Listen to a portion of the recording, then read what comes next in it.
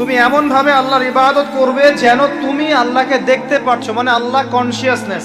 আপনি নামাজ পড়ছেন, মনে মনে চিন্তা করছেন আল্লাহ আমাকে দেখছেন। আপনি ব্যবসা করতে বসেছেন, মাপছেন, ওজন দিচ্ছেন, একটু কম বেশি দেওয়ার সুযোগ আছে, কাস্টমার দেখছেন আপনাকে, কিন্তু আপনি চিন্তা করছেন আল্লাহ আমাকে দেখছেন।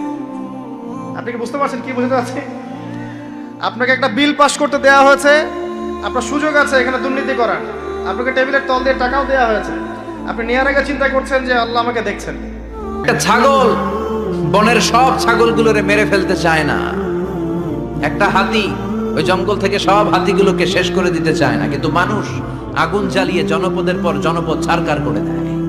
কবরে কাঁচা খেজুরের ঢাল দিলে কি হয় জানলে আপনি অবাক হবেন। হাদিস শরীফের মধ্যে এসেছে, রাসূল করিম সাল্লাল্লাহু আলাইহি ওয়াসাল্লাম রাস্তা দিয়ে হাঁটছিলেন, ইতিমধ্যে তিনি দুইটি কবরকে পাশ কাটিয়ে গেলেন। দুইটি কবরের মধ্যে আযাব হচ্ছিল। রাসূল করিম সাল্লাল্লাহু আলাইহি ওয়াসাল্লাম সাহাবাদেরকে নির্দেশ দিলেন, যাও তোমরা কাঁচা খেজুরের ঢাল কেটে নিয়ে আসো। রাসূলের সাহাবারা যখন কাঁচা খেজুরের ঢাল কেটে নিয়ে আসলেন, রাসূল করিম সাল্লাল্লাহু আলাইহি ওয়াসাল্লাম দুইটি কবরের মধ্যখানে দুইটি কাঁচা খেজুরের ঢাল তিনি গেঁথে দিলেন এবং বললেন, সাহাবারা শোনো, এই কাঁচা খেজুরের ঢালটি যতদিন থাকবে, যতদিন এটা নষ্ট না হয়ে যাবে, ততদিন পর্যন্ত আল্লাহ পাক তাদের কবরের আযাব কমিয়ে দিবে। সুবহানাল্লাহি ওয়া বিহামদিহি সুবহানাল্লাহিল আযীম। হাদিসটি এসেছে আবু দাউদ শরীফের মধ্যে। রাসূল বলছেন, সাহাবারা শোনো, যে এই দুইটি কবরের মধ্যে আযাব হচ্ছে, এরা যে খুব বেশি গুনাহ করতে এমন নয়। একজনের কবরে আযাব হচ্ছে, সে সব সময় পেশাব করে ঢিলা গ্লুব করতো না বিধায় আমি রিকোয়েস্ট পাঠাই যে হ্যালো ভাইয়া কেমন আছেন, কি করেন, আপনার কেন ভালো লাগে। যদি এটা বলে, আপনি বলবেন একটা কথা, সেটা কি,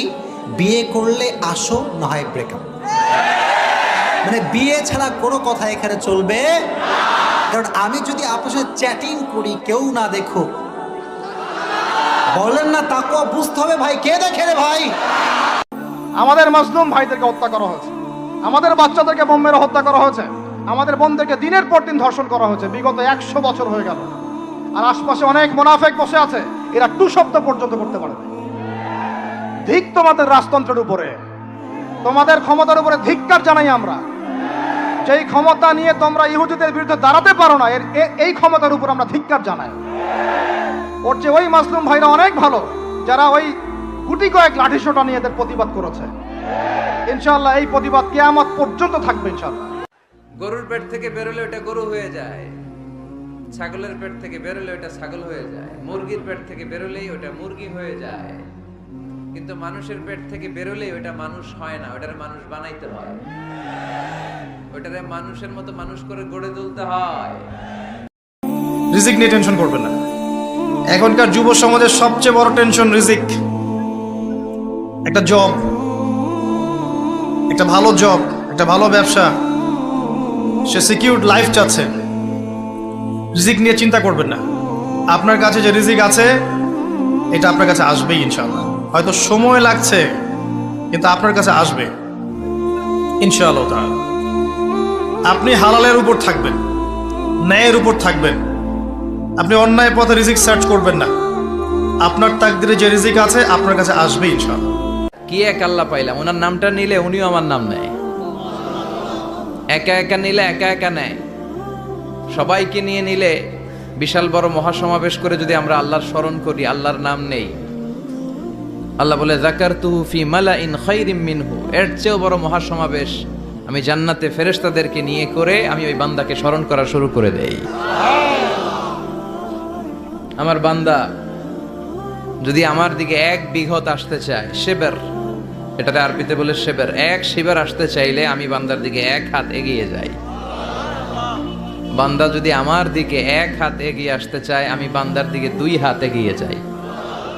ওয়া ইন আতানি ইয়ামশি আতাইতুহু হারবালা, আমার বান্দা যদি হেঁটে হেঁটে আমার কাছে আসতে চায়, আমি আল্লাহ আমার বান্দার কাছে দৌড়ে দৌড়ে যাই।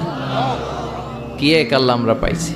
যেই মা খায় নাই, সকালেও খায় নাই, দুপুরেও খায় নাই, সন্তান বাহির থেকে আসছে, নিজের খাবার সন্তানকে দিয়ে বলে, বাবা তুই খেয়ে নে, আমার পেট ভরা। This is the love of mother. কেন? মায়ের হৃদয়ে অধিক পরিমাণে মায়া ঢুকিয়ে দিয়েছে একজন, তিনি কে? কখনো তোমাকে যদি ভুলি, হেদায়াতের আলো দিয়ে নিও কাছে তুলি, ক্ষমা করো মায়া করো, ক্ষমা করো মায়া করো ও হে দয়াবান তুমি রহমান তুমি মেহেরবান ঠিক না আওয়াজ দেয় না ঠিক না এখন কি আপনারা দেখছেন না যে গাজাতে যা ইচ্ছা তাই করা হচ্ছে, যা ইচ্ছা তাই।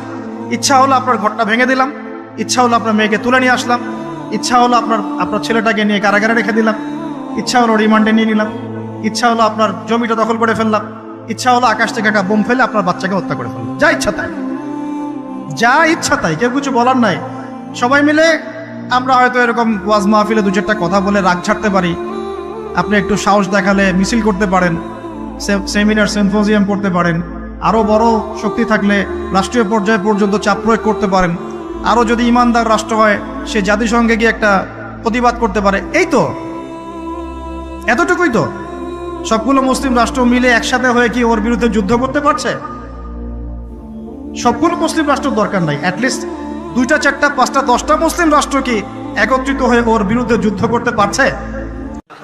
আল্লাহ ডেকে বলে, গোলাম তোরা যদি পাপ না করতি আর বারবার মাফ না চাইতি, তাহলে তোদেরকে ধ্বংস করে দিয়ে জমিনের বুকে এমন একটা জাতি আমি বানাতাম যারা পাপ করতো আর মাফ চাইতো আর আমি মাফ করতাম। সুবহানাল্লাহ পড়ো।